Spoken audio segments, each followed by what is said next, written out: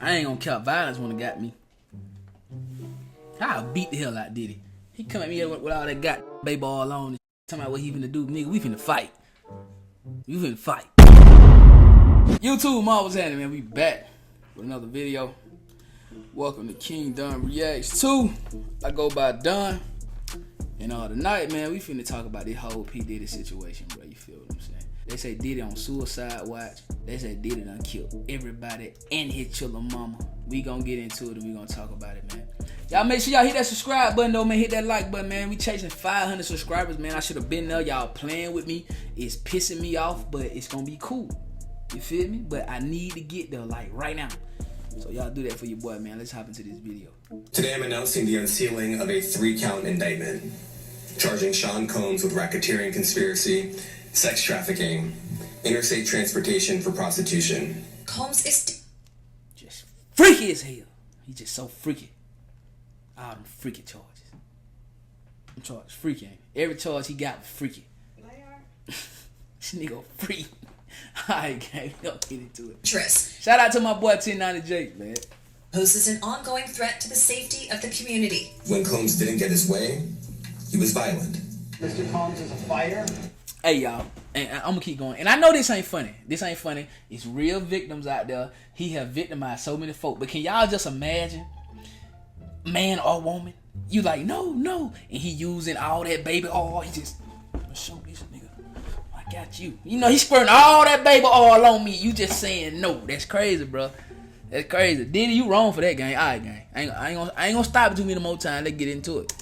He's gonna fight this to the end. He's innocent. And His shit. spirits are good. He's confident. He's not guilty.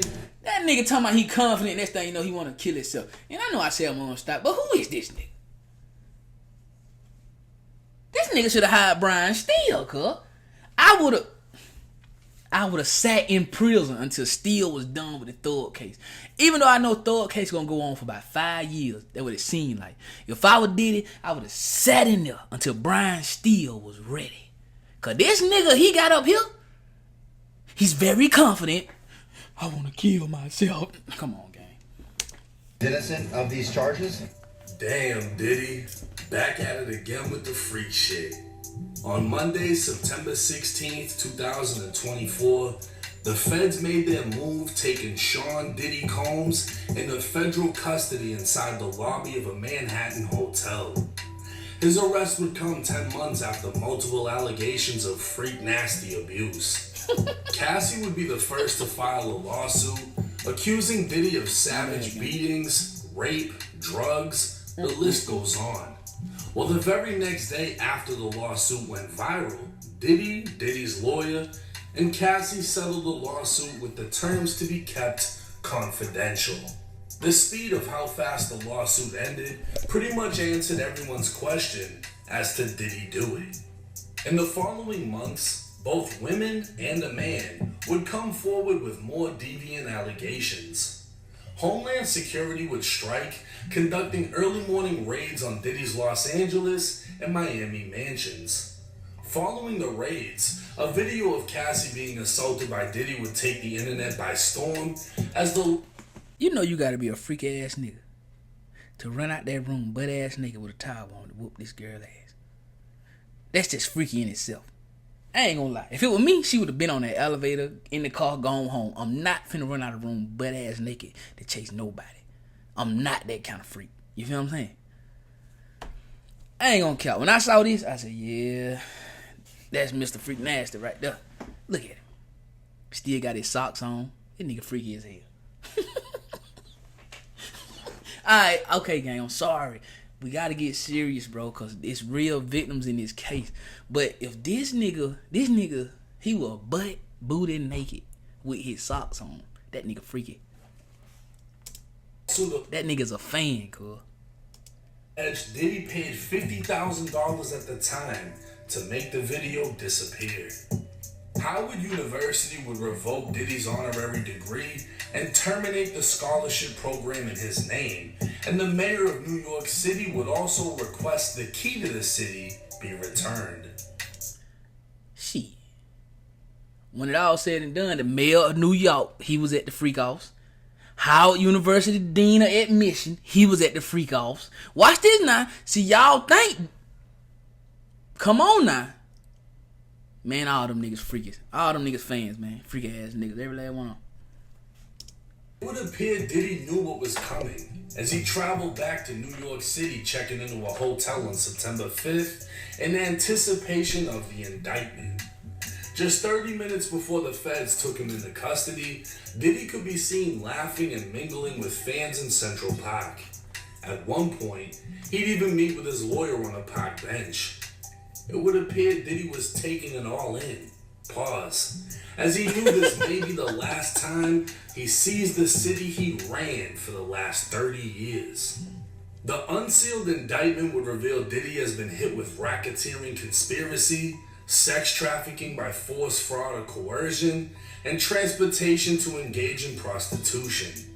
The feds would allege that for decades, Diddy abused, threatened, and coerced women and others around him to fulfill his sexual desires, protect his reputation, and conceal his conduct. To do so, Diddy relied on his employees, resources, and influence of the business empire he controlled, creating a criminal enterprise that engaged in or attempted to engage in sex trafficking, forced labor, kidnapping, arson, bribery, and obstruction of justice. Man, I'm just in here listening to this and I'm thinking, right? Y'all remember when Young Miami, right? Shout out to Young Miami or whatever. Remember when she started messing with Diddy, she came out saying she liked to be peed on. Y'all remember that? She told a woman, if I wanted you to do me, Puff would have made you do it. You feel me? She won Best Podcast. She had been podcasting for 3 hours and won Best Podcast. Boy, Diddy probably had her doing all kind of stuff, boy. And somebody like her who came out the trenches, who came from the mud, she probably willing to do it. Ain't no telling. In other words, Diddy used his power to get his freak on. But that's what I said. Hey, man, y'all make sure y'all tap into my main reaction channel. I said that, bro. Diddy engaged in a persistent and pervasive pattern of abuse toward women and other individuals. This abuse was at times verbal, emotional, physical, and sexual. As part of this abuse, Diddy manipulated women to participate in highly orchestrated, freaky activity with male sex workers.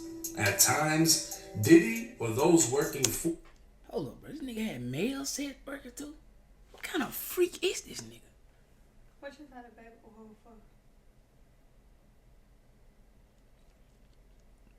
I don't know. This nigga was freaky as hell. I just want to give my condolences, bro, to anybody who ever attended a Diddy party and had to do anything against their will, bro. They need to lock this nigga ass up. Him would fly out women and sex workers to his location.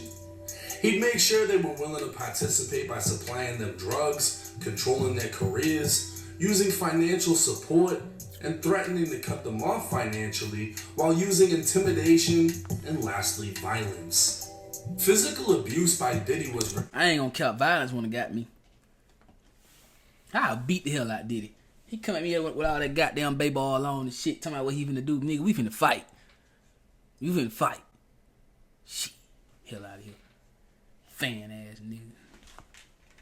I wanted Drake go to the end of the party. Freaky ass nigga. And widely known. Since 2009, he'd assault women by striking, punching, dragging, kicking, and throwing things. These assaults were at times witnessed by other people, including in 2016 when he kicked, dragged, and threw a vase at Cassie before trying to bribe the hotel workers to remain silent. Diddy would even use his employees to carry out, facilitate, and cover up his abuse and freak nasty behavior. Members of the Diddy enterprise were well involved in his dirty work and worked together to preserve, protect, promote, and enhance the power, reputation, and brand that is Sean Diddy Combs. See, Diddy's disciples wielded enough power and prestige to lure women into Diddy's orbit, often under the false pretense of a romantic relationship. These women were then forced or coerced into engaging in acts with male sex workers in what Diddy referred to as freak-offs. These freak-offs were elaborate and produced performances that Diddy arranged and directed while electronically recording and pleasuring himself. This is the thing, bro. This is what I don't get. It had to be about power because, gang, you could have just hired a gang of porn stars, bro, to just come to your crib and just do what you want them to do. That's what they do. They porn stars. But no, this Negro wanted power. I think he got off on watching a woman, a frail woman, who really didn't want to do it with another man or himself, or he doing the man or something like that. That's crazy, bro. Like, this Negro was sick, bro. He was sick. He been sick. You feel me? He been sick, bro. Like, just think about it. Like, you just gotta think about things that make sense, bro. You got people who do this for a living. You got people who have freak-offs on camera for a living. He ain't want that. Domestic and international flights would be provided, and these freak-offs would occur regularly, sometimes lasting multiple days and involving multiple people.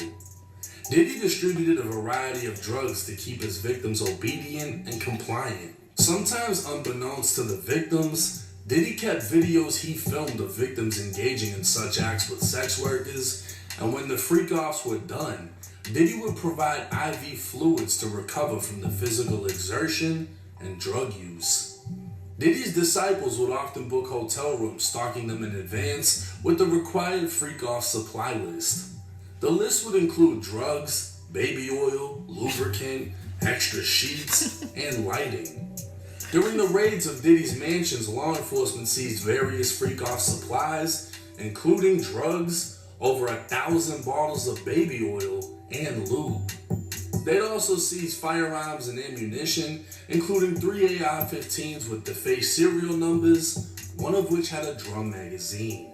The feds are using 16 years worth of dirt to essentially bury Diddy inside of a federal prison, and in a desperate attempt, Diddy's defense team proposed to put him on home detention with a $50 million bond secured by his Miami mansion. But the feds would give 15 pages of reasons why the judge shouldn't allow it.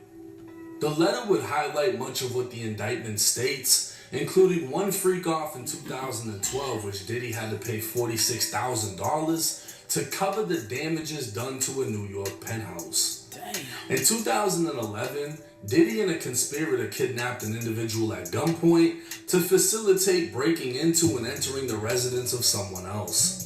2 weeks later, Diddy's disciples set fire to that person's car by slicing open the convertible top and dropping a Molotov cocktail inside the interior. Since 2008, allegations of Diddy's violence against women has been reported in the public media, but more recently, there has been an outpouring of allegations dating back to the 90s.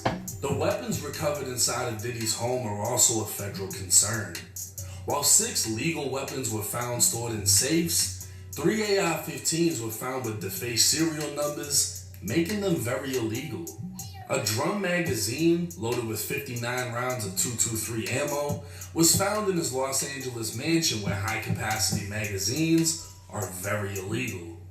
To make a long story short, the feds said Diddy's dangerous, has a shitload of money, and is definitely a flight risk, so the judge denied his bail.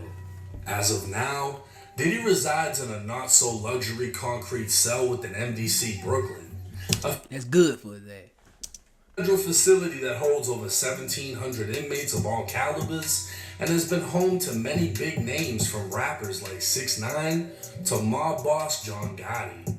It can be expected that a ton of new information will keep coming out regarding this case, possibly more charges, and even more arrests. It's also likely that Diddy may have some information he's willing to share in order to secure his freedom. So while the industry has turned their backs on him, many may be sweating, knowing what When I grew up, I got a gun. I got a... Emojify every move. P.Diddy and Diddy's darkness is about to come to light. And as for Diddy, he's facing a minimum 15 years and up to life in federal prison. Now, I think it's safe to say we all expected this would happen. We just didn't know when. The fact that he only has 3 counts is somewhat surprising. I thought it would have been more because all the allegations against him are so crazy and in-depth. But racketeering is pretty much bundling up everything into one charge. At the end of the day, he has 3 charges. He's facing 15 years minimum up to life. And the way the feds work is you're either gonna tell on somebody or you're gonna get fucked. Now, the type of case he has, anything sexual, when you get locked up, it's frowned upon to the point that you can be a target. But that's more so for people that aren't so rich and aren't so famous. I'm not sure. Man, I don't know, gang. It's crazy, though. But I feel like everything Puff going through, he deserved it, bro. I honestly feel like Puff basically felt like he was untouchable. He felt like he had power, money. He never had respect. And that's the thing about it. Like, he never had morals. He never had values. Never had respect. And that's why he's in the position that he's in, bro. You feel me? It was only a matter of time before this happened, man. But I don't know, man. I don't know. We do know Puff. He gonna ride. He gonna ride for sure. He gonna ride. Ain't no way he's not gonna ride. But what Puff need to do, bro? He need to just plead guilty. You know what I'm saying? I'm not a lawyer or anything like that, but I believe he need to plead guilty. Don't crank the jury up, and do the time, man. Apologize to these people you have hurt, bro, because you hurt a lot of people, man. You feel me? And get help. He needs to seek help, bro. He's a sex addict. He's a fan. He's a freaky ass nigga, bro. And he needs to get help, bro. And I believe they need to lock Rick Ross' ass up. They need to lock all these motherfuckers up. Meek Mill, all of them. Because we know they was a part of the Freakazoid parties, bro. You feel me? I just hope and pray that Jay-Z never got down like that. You feel what I'm saying? Like straight up. Like no cap. But anyway, gang, y'all let me know how y'all feel about this in the comment section down below, man. You know what I'm saying? Yeah, I really want to know what y'all think about this, man. Because a lot of people probably feel like Puff, you know what I mean? I ain't do it. So let me know how y'all feel about it. You feel me? And make sure, man, y'all subscribe to the channel, like the video, man. 500 subscribers by tomorrow. 1,000 by the top of the year, man. We're going to have this channel monetized. I want to say I appreciate you guys for supporting. I love y'all, man. And y'all don't forget to support all my other channels, man. I got a vlogging channel with my lady called Donna Quantum. Link in the description below. My lady got her own channel called Quantum. Link in the description below. And I got a main reaction channel called Kingdom Reacts. Link in the description below, man. On to the next one, man. I love y'all. Let's get it. Gang.